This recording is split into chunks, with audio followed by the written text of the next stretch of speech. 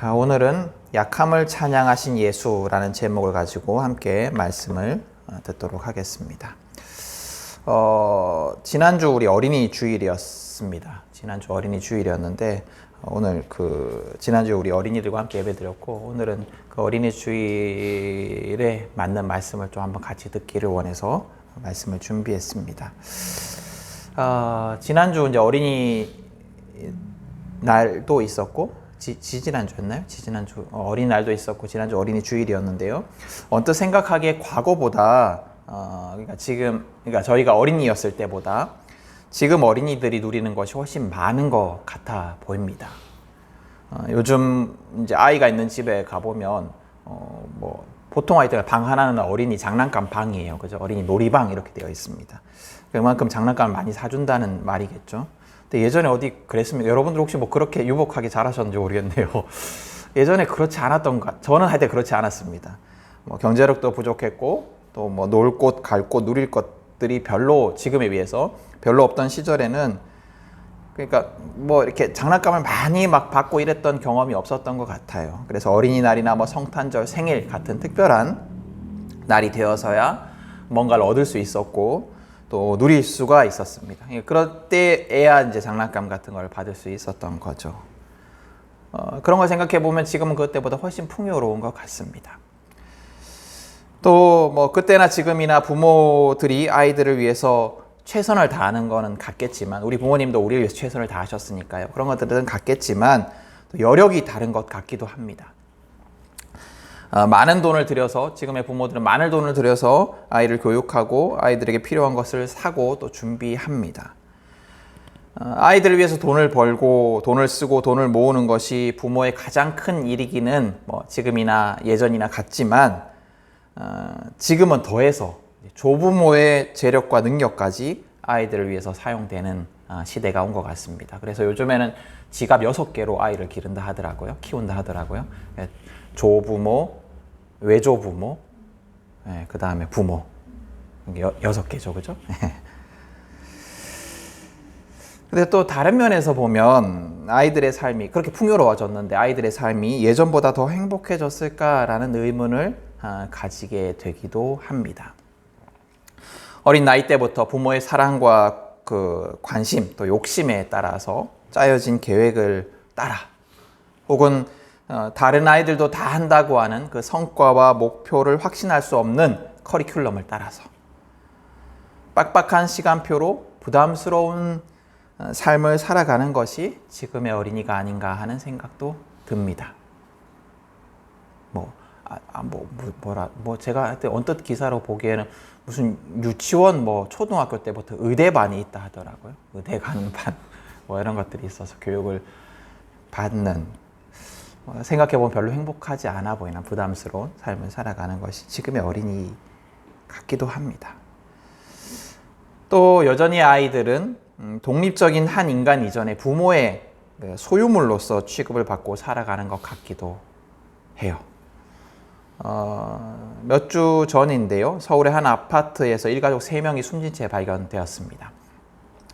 남편이 아내를 흉기로 찔러 죽이고 7개월 된 딸을 안고 투신하여서 숨진 것이 발견된 거였어요. 안타까운 일이죠. 이유가 무엇인지 잘 알 수는 없지만 굉장히 안타까운 일입니다. 근데 이 사건도 그렇지만 흔히 가족 동반 자살이라고 표현되던 사건들을 보면 특별히 아이들의 경우에는 자살이 아니죠.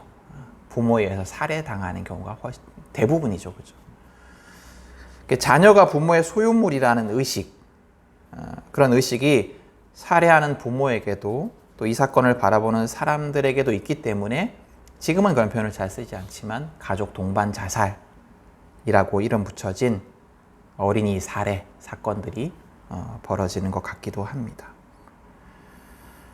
그 외에도 이건 좀 그래도 이렇게 살만한 사람들 얘기도 했었고 또 특별한 상황 얘기도 했었지만 살만하지 못한 그러니까 부유하지 못한 가정에서 여러 가지 보살핌을 받지 못한 아이들도 또 많이 있겠죠. 그러고 보면 아무리 세상이 예전보다 더 좋아진 것 같아도 아이들은 여전히 어린이날이라는 특별한 날이 필요한 그런 약한 존재인 것 같습니다. 어린이들은 이런 약한 존재인데요. 근데 우리가 살아가는 세상은 강함을 찬양하는 세상입니다. 남들보다 더 부자가 되는 것, 남들보다 더 건강한 것, 더 아름다운 것, 더 성공하는 것, 더 권력을 가지는 것, 이것이 행복의 조건인 세상이 우리가 살아가는 세상입니다. 이런 세상 속에서 살아가는 사람들 대부분은 불행해요. 강함을 찬양하는 세상 속에 살아가는 사람들 대부분은 불행합니다. 왜냐하면 경쟁에서 승리할 수 있는 사람들은 적기 때문이에요. 경쟁에서 승리할 수 있는 사람들은 적을 수밖에 없고 대부분은 실패하거나 패배한 삶을 살아갈 수밖에 없기 때문에 이런 세상 속에서 대부분의 사람들은 불행할 수밖에 없습니다. 강함을 찬양하는 세상 속에서 대부분의 사람들은 불행할 수밖에 없습니다. 이런 강함을 찬양하는 세상은 어린 아이들도 불행하게 만들어요. 왜냐하면 강함을 찬양하는 세상 속에서 부모는 아이들에게도 강한 존재가 되기를 요구하고 교육하기 때문입니다. 아이들은 어린 시절부터 남들보다 앞서는 법, 경쟁에서 승리하는 법을 배우기를 강요받으며 살아갈 수밖에 없습니다. 그리고 그 부담, 경쟁에서 내가 승리해야 한다라는 부담은 평생토록 이 아이에게서 사라지지 않습니다. 강함을 찬양하는 세상의 가치는 교회 교육마저도 삼켜버린 것 같아요. 교회가 운영하는 좋은 대안학교들이 있습니다. 교회가 여러 좋은 대안학교들을 운영을 많이 하는데요. 기존의 입시제도를 거부하고 정말 아이들에게 필요한 교육이 무엇인지 고민하고 가르치는 학교들이 많이 있습니다. 또 장애인과 비장애인이 함께 교육을 받으면서 함께 행복한 세상, 함께 어울려 가는 세상을 만들려고 하는 그런 대안학교들도 많이 있습니다. 그러나 어떤 기독교 대안학교들은 신앙적 욕망과 세속적 욕망을 적절히 조합해서 신앙과 세속적 실력을 갖춘 글로벌 리더를 길러내는 것이 목표다라고 광고합니다. 그래서 실상은 알고 보면 미국 유명 대학교에 보내는 것이 목표요 자랑이 되어버린 그런 기독교 대안학교들도 있습니다. 신앙이 좋은 사람들이 세상 속에서 더 성공한 사람이 되어야 한다라는 거예요. 그래서 기독교의 영향력을 미쳐야 한다라는 겁니다. 이런 주장은 교회 내에서 굉장히 영향력이 있습니다. 믿음 좋은 자녀들이 좋은 직장, 영향력 있는 위치에 올라서 선한 영향력, 세상에 선한 영향력을 미쳐야 한다라는 주장은 많은 신앙을 가진, 믿음이 좋은 부모들과 학생들의 마음을 뜨겁게 합니다. 그러나 이런 뜨거움, 이런 교회 안의 이 주장은 강함을 찬양하는 세상의 가치관과 다르지 않은 것이 아닐까요?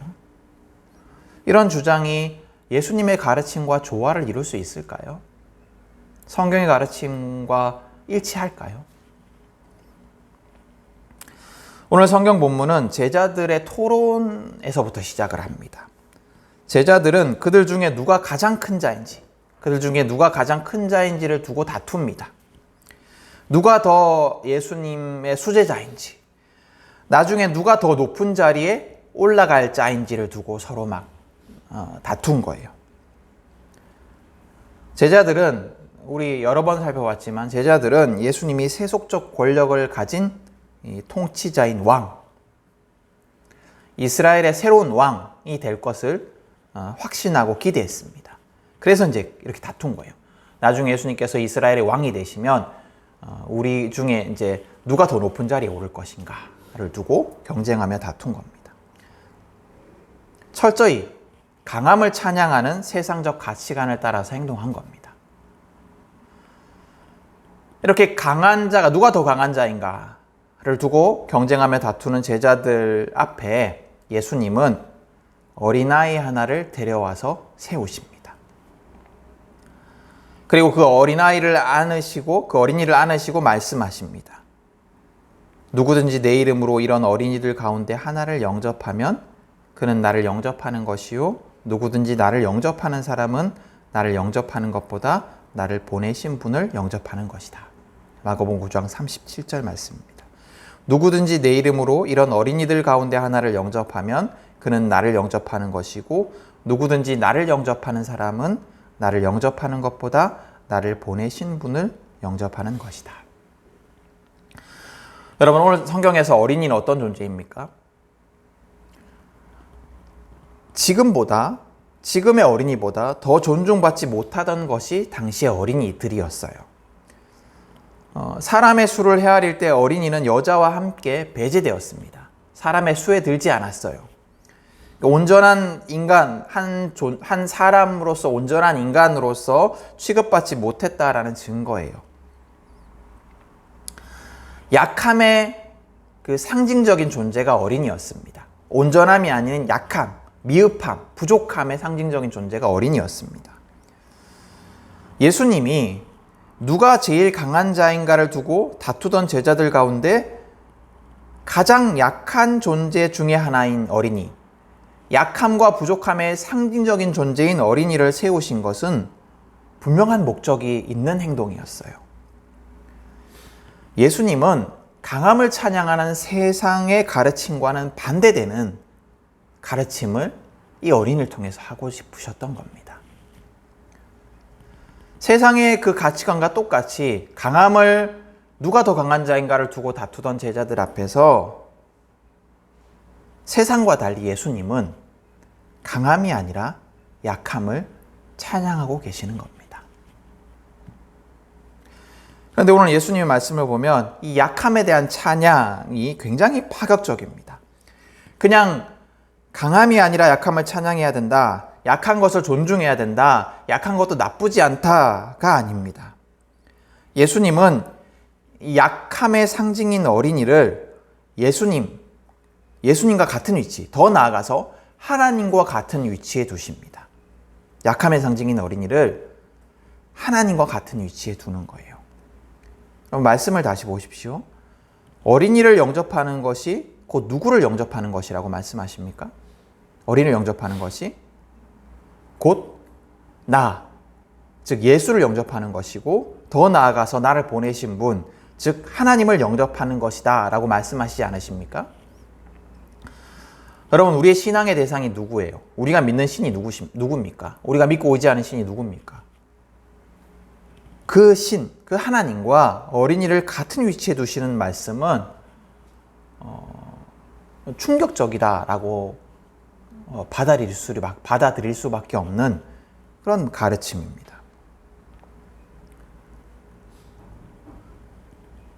생각해보면 사실 강함을 찬양하는 세상이 보기에 낯설고 이상하게도 예수님은 이 땅에서 강한 존재가 아니었습니다. 생각해보면 우리 신앙의 대상인 예수님도, 우리 우리가 메시아라고 따르는 그 예수님도 강한 존재가 아니었어요. 우리는 예수님의 그 이야기 속에서 기적과 능력을 더 강렬하게 기억할지도 모르겠어요.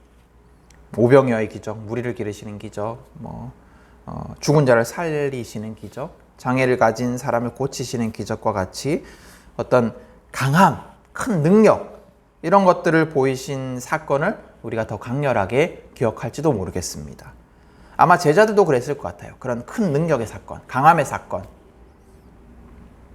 그리고 예수님을 따르던 군중들도, 사람들도 그랬던 것 같습니다. 그래서 예수를 통해서 세상이 말하는 그 세상적인 가치관 속의 강함, 세상의 강함을 기대했고 예수를 통해서 더 큰 자가 되기를 기대했던 것 같습니다. 그러나 여러분, 그 예수님의 그 강한 능력을 나타내시는 사건들은 예수님의 생애 속에서 중심이고 본질적인 사건이 아니었어요. 예수님의 생애 속에는 더 중요하고 더 본질적인 사건이 있었습니다. 그것은 십자가 사건이에요. 예수님의 생애 속에서 더 본질적인 사건인 십자가 사건 속에 예수는 강한 자가 아니었습니다. 철저히 약한 자였습니다. 예수님은 조롱받고 고문당하고 수치를 당하는 존재였습니다. 그리고 무고하게 죽임을 당하는 존재였습니다.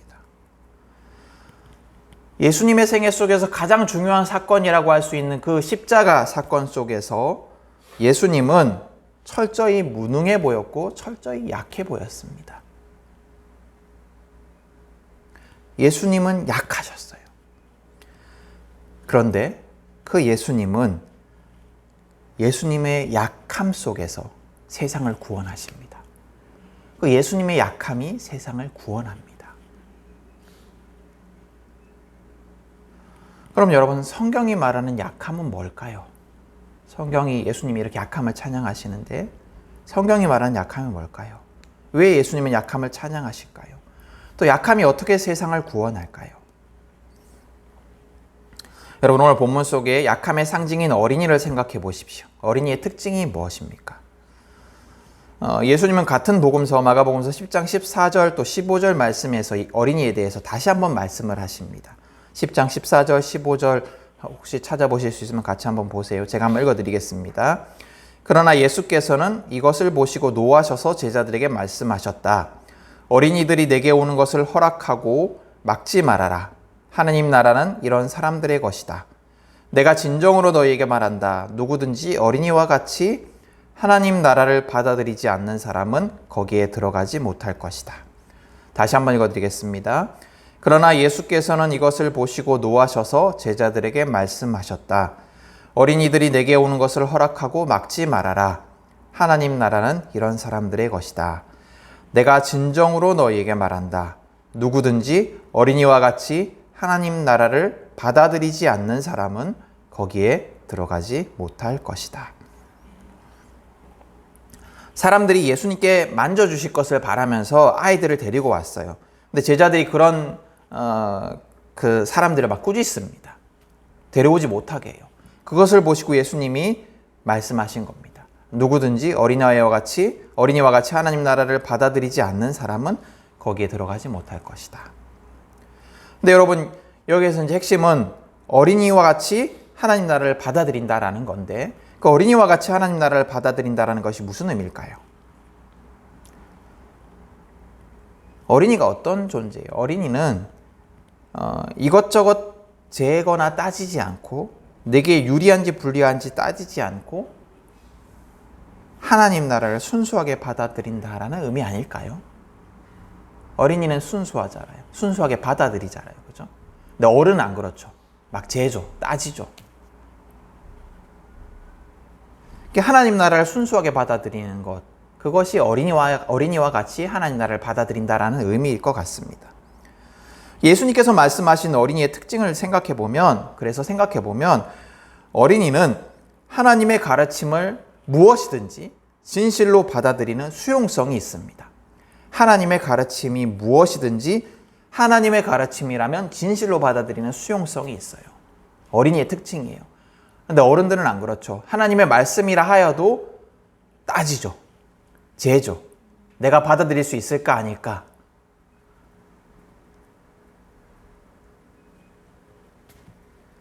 그러나 어린이는 순수합니다. 그대로 받아들입니다. 그리고 하나님을 의지합니다. 오늘 성경 속에서 어른인 제자들은 예수님을 따르면서도 자기 입속을 생각하기 때문에, 자기 입속을 챙기려는 그 마음이 있었기 때문에, 순수하지 않았기 때문에 누가 더 큰 자인가를 두고 다투었지만, 어린이는 순수하게 하나님의 가르침을 받아들이고 수용하고 또 하나님을 의지합니다. 제자들은 언제든지 예수님을 배신할 수 있는 존재들인 거예요. 어른인 제자들은. 그리고 그 제자들 중에 한 명은 예수님을 배신했죠. 그죠? 그러나 어린이는 달라요. 어린이는 하나님의 가르침을, 예수님을 순수하게 받아들이고 수용하고 또 하나님을 의지합니다. 이것이 어린이로 상징되는 성경이 말하는 약함의 특징이에요. 하나님을 받아들이고 의지하는 것. 성경이 말하는 약함의 특징입니다. 그러나 여러분, 약함은 하나님을 받아들이고 하나님 말씀을 받아들이고 하나님을 의지하기 때문에 실상은 강합니다. 스스로는 약할지 몰라도 하나님을 의지하는 자는 하나님을 의지하기 때문에 하나님의 강한 만큼, 하나님이 강하신 만큼 강한 거예요. 그래서 약함은 실상은 강한 거예요. 성경이 말하는 그 약함은 실상은 강한 거예요. 여러분, 우리는 강함을 찬양하는 세상 속에서 약함을 동경하는 삶을 살아가는 자가 되어야 합니다. 오늘 예수님의 가르침이 그거예요. 예수님은 강함이 아니라 약함을 찬양하며 동경하라 말씀하십니다. 그래서 늘 그렇듯이 오늘도 세상의 가치관과 반대되는 하나님 나라의 가치관을 가르치십니다. 예수님의 가르침대로 약함을 찬양하며 동경하는 자는 나를 의지하거나 자랑하지 않습니다. 나의 약함을 알고 나 말고 하나님을 의지합니다. 하나님을 자랑합니다. 나 말고 하나님을 자랑합니다. 그래서 나의 능력이 아니라 하나님의 능력으로 살아갑니다. 하나님의 능력으로 살아가기 때문에 실상은 강한 자가 약한 자입니다. 이 가르침은 우리가 아이들을 양육할 때 우리가 기억해야 하는 말씀이에요. 우리 아이들을 강한 자로 키우려고 애쓰지 마십시오. 우리 아이들을 하나님을 의존하는 자로 키우십시오. 우리는 아이의 삶을 나의 능력으로 통제하려고 합니다. 나의 능력으로 준비하고 만들어 가려고 합니다. 아이들을 위해서.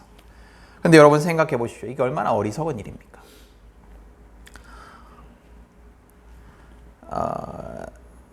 내 인생도 내가 통제하지 못해요.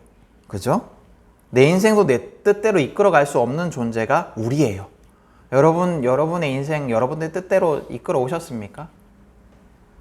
내 인생도 어찌할 수 없는 사람이 어떻게 남의 인생, 내 자녀의 인생, 우리 교회 아이들의 인생을 책임지고 통제할 수 있을 것이라 믿고 살아갈까요? 내 인생도 어떻게 못하는 사람들이. 그게 어리석은 생각 아닐까요? 아이의 삶을 내가 통제하려고 하지 마십시오. 아이의 삶을 세상의 가치관을 따라서 강한 자의 삶으로 만들려고 애쓰지 마십시오. 그러지 말고 아이를 하나님께 맡겨드리십시오. 아이가 하나님을 의존하는 사람으로 자라기를 바라고 기도하십시오. 하나님의 가르침을 순수하게 받아들이는 인생, 그래서 하나님께 모든 것을 맡기고 의지하는 인생이 참으로 복된 인생입니다. 그 인생이, 그런 삶을 살아가는 사람이 하나님 나라를 얻습니다. 그런 인생이 진정으로 성공한 인생입니다. 자녀를 정말로 사랑한다면, 아이들을 정말로 사랑한다면 그렇게 양육해야 되는 겁니다.